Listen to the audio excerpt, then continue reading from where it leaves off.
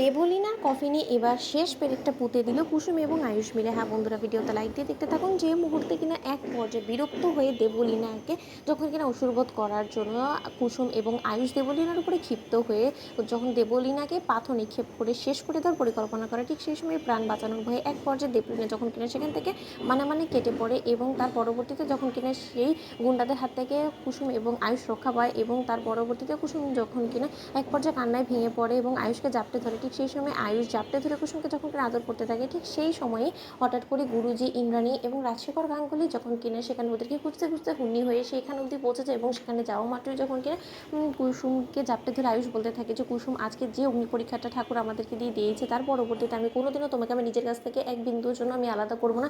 আমি আমার আর কোনো মতেই তোমাকে নিয়ে কোনো রকম কোনো রিস্ক নেবে না। আজকে তুমি আমাকে বাঁচাতে গিয়ে তুমি কত বড় ঝুঁকি মোড় নিয়েছো, তুমি সেটা একবার ভেবে দেখেছো বলো? আজকে তোমার যদি কোনো কিছু হয়ে যেত তাহলে আমি কাকে নিয়ে বাঁচতাম বলো তো? কেন তুমি কুসুম বুঝতে পারো না যে আমি তোমাকে ভালোবাসি, আমি তোমাকে ছাড়া বাঁচবো না? আজকে তোমার কিছু হয়ে গেলে তো আমি তো নিজেকে কোনো মতেই ক্ষমা করতে পারতাম না যে আমার চোখের সামনে তুমি শেষ হয়ে গিয়েছো।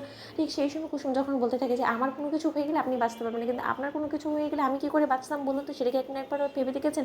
আপনি আমার দুর্বলতা ছোটো সাহেব। ঠিক সেই সময় আয়ুষ বলতে থাকে যে আমি তুমি যে আমার কত বড় দুর্বলতা সেটা তুমি একবার ভেবে দেখেছো? ঠিক সেই সময় এক পর্যায়ে গুরুজি যখন কি ইন্দ্রাণীর দিকে অবাক দৃষ্টিতে তাকিয়ে থাকে, ঠিক সেই সময় ইন্দ্রাণী গাঙ্গুলি যখন কিনা অবাক হয়ে যায় এবং বলতে থাকে যে আয়ুষ সমস্ত কী কথাবার্তা বলছে রাজ, তুমি শুনেছো তোমার ছেলে কী সমস্ত উল্টোপাল্টা কথা বলছে কুসুমকে? ঠিক সেই সময় রাজশেখর গাঙ্গুলি যখন বলতে থাকে যে ইন্দ্রাণী তুমি যেখানে আমিও সেখানে, কিন্তু তার সত্ত্বেও আমি বলবো যে যদি আয়ুষ সেটা সৎজ্ঞানে বলেও থাকে তাহলে খুব একটা খারাপ বলেছে তো বলে অন্তত আমার মনে হয় না। ও নিজের মনের কথাটাই প্রকাশ করেছে কুসুমের কাছে, তাতে কোনো অন্যায় করেছে বলে অন্তত আমার মনে হয় না। ঠিক সেই সময় ইন্দ্রাণী গাঙ্গুলি বলতে থাকে যে অবশ্যই অন্যায় করেছে, কারণ ও ভুলে যাচ্ছে ওর সীমাটা, ও ভুলে যাচ্ছে যে কুসুম আমাদের গাঙ্গুলি গ্রুপ অফ কোম্পানিজের একটা স্টাফ এবং তার পাশাপাশি ও আমাদের বাড়িতে একটা কাজের মেয়ে এবং একটা কাজের মেয়ের সঙ্গে এরকম খোলামেলাভাবে এতটা ফষ্টি করতে গিয়ে যদি কেউ নজরে পড়ে যায় তাহলে তুমি ভাবতে পারছো রাজ কীভাবে আমাদের মুখে কাদা ছেটাবে লোকেরা এবং প্রেস মিডিয়া চারিদিকে ঘুরপাক খায় শুধুমাত্র এই সমস্ত খবর শোনার জন্য। তাদের ফাঁদে যদি পা দিয়ে দেয় তাহলে কী হবে? আমাকে এক্ষুনি ওদেরকে আটকাতে হবে। ঠিক সেই সময় ইন্দ্রাণী গাঙ্গুলিকে যখন কিনা গুরুজি বলতে থাকে যে ইন্দ্রাণী কত দুনিয়া বা তুমি তোমার ছেলেকে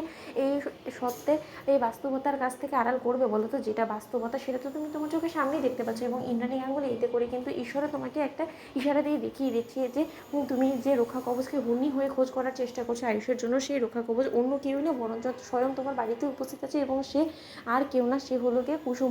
কারণ কুসুমের কারণেই কিন্তু আজকে তোমার ছেলে প্রাণে বেঁচে গেছে। তুমি তো নিজের সমস্ত কিছু চোখের সামনে দাঁড়িয়ে দেখলে যে দেবলীনা কতবার করে ওদেরকে বিপদে ফেলে ওদেরকে চাপা মাটি দিয়ে মেরে ফেলার ব্যবস্থা করেছিল, কিন্তু তার সত্ত্বেও শুধুমাত্র কুসুমের প্রাণপণ চেষ্টা এবং নিঃস্বার্থ আয়ুষের প্রতি ভালোবাসার টানেই কিন্তু আয়ুষ আবারও বেঁচে ফিরেছে। তাহলে নিশ্চয়ই তুমি বুঝতে পারছো বাস্তবতাটা কতটা কঠিন। তো বন্ধুরা, লাইক এবং শেয়ার করে সাবস্ক্রাইব করতে ভুলো না।